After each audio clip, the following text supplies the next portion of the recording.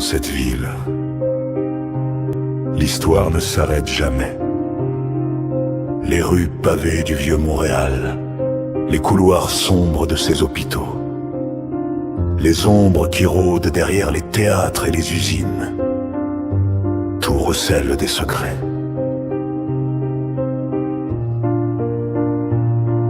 Des légendes des Premières Nations aux tragédies coloniales, des marins tourmentés aux religieuses dévouées, les esprits de Montréal ont des histoires à raconter. Chaque bâtiment, chaque tombe, chaque coin de rue murmure des vies vécues et des vies perdues. Ce soir, vous pénétrerez dans l'ombre, vous écouterez les échos du passé et vous découvrirez le cœur hanté de Montréal. Êtes-vous prêt à entendre les histoires qui ne meurent jamais?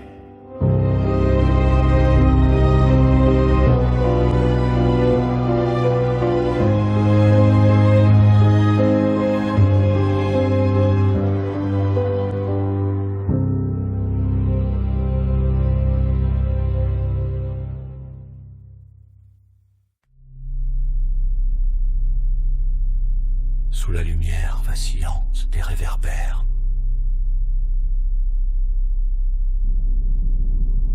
les pavés anciens de la place royale brillent sous un voile de brouillard.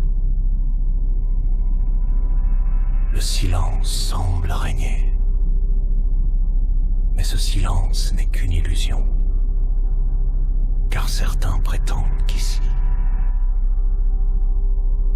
le passé n'est jamais vraiment parti. Lorsque la nuit tombe sur le vieux Montréal, des murmures oubliés flottent dans l'air. Des conversations venues d'un autre siècle. Des voix qui refusent de disparaître. Bienvenue à la place royale. Là où l'histoire de Montréal a commencé. Et où certains croient que ses premiers habitants marchent encore parmi nous, sur la place Relier.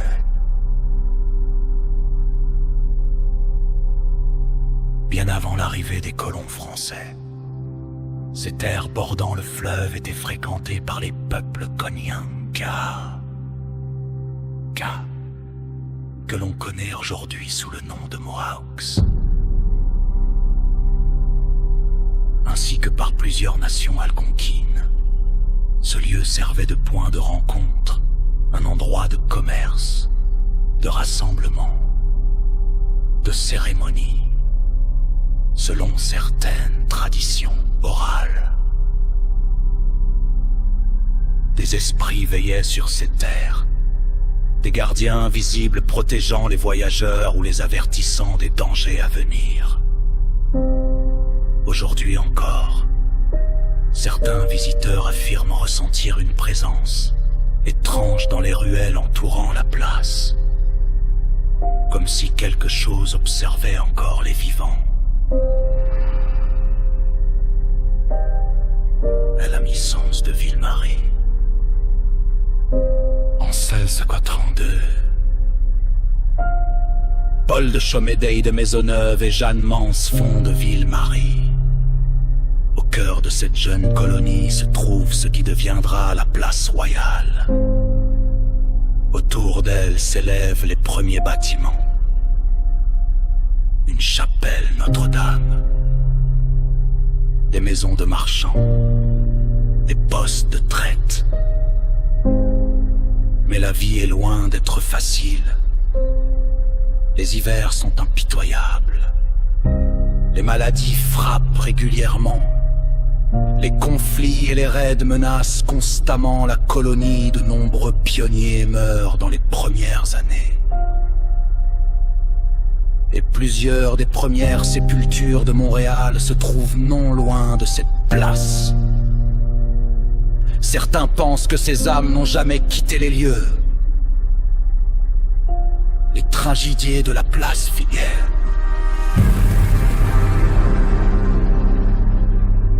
Les épidémies frappent durement Ville-Marie. La variole, la grippe et d'autres maladies inconnues. Parfois. Les morts sont si nombreux que les corps demeurent temporairement dans les rues. Les habitants racontent alors entendre des pleurs pendant la nuit. Les lamentations résonnant entre les bâtiments. Puis viennent les incendies. À plusieurs reprises. Les flammes dévorent les maisons de la place royale. Des familles perdent tout. Certaines perdent même la vie. Selon la légende, les feux auraient laissé une empreinte invisible. Une énergie résiduelle qui se manifeste parfois sous forme d'ombres fugitives courant à travers le brouillard. Au fil des siècles, d'autres récits apparaissent. Des marchands, des enfants, des voyageurs, disparus sans explication. Des témoins affirment avoir vu certaines de ces personnes entrer dans une ruelle, sans jamais en ressortir.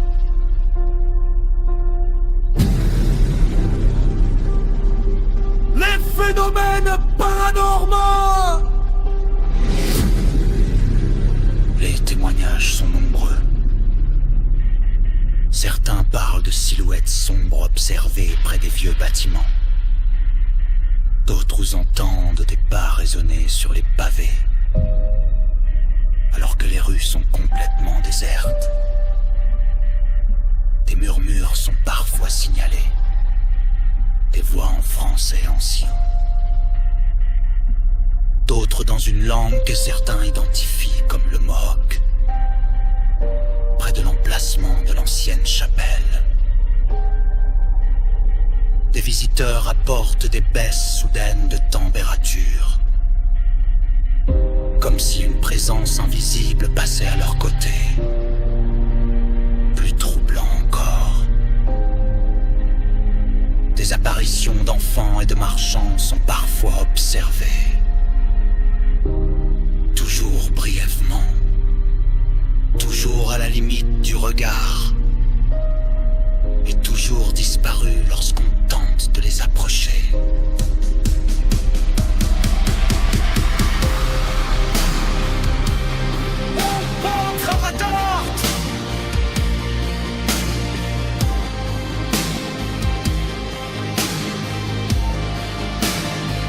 Aujourd'hui encore,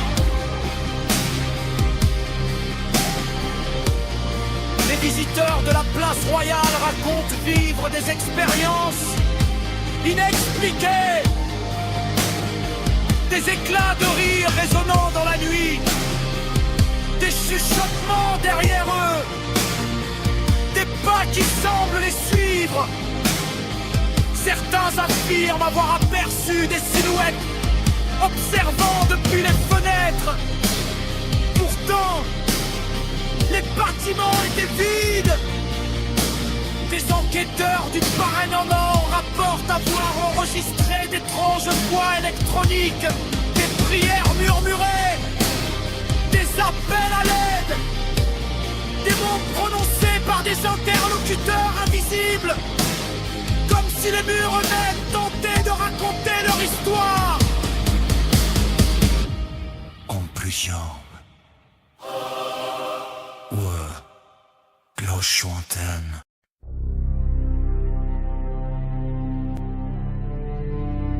Ceci méfiant à cet épisode. Jusqu'à la prochaine hantise. Les ombres ont parlé et les murs ont murmuré leurs secrets. C'étaient les lieux hantés de Montréal. Des histoires de douleur, de dévotion, de tragédie et d'esprits qui ne sont jamais partis. N'oubliez pas, la ville dort d'un sommeil léger. Derrière les portes closes et dans les rues désertes, l'histoire est toujours parmi nous. Merci de nous avoir suivis pour la première saison des Histoires hantées de Montréal. Mais attention, les histoires ne s'arrêtent jamais vraiment, les hantises continuent. D'ici la prochaine fois, gardez les yeux ouverts et tendez l'oreille, car les fantômes de Montréal ne sont jamais loin.